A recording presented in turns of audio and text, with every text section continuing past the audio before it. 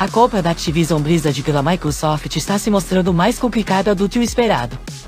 Alguns jogadores processaram a Microsoft, alegando que o acordo de 69 milhões de dólares daria à empresa uma posição incomparável na indústria de jogos e a capacidade de excluir rivais, limitar a produção, reduzir a escolha do consumidor, aumentar os preços e inibir ainda mais a concorrência.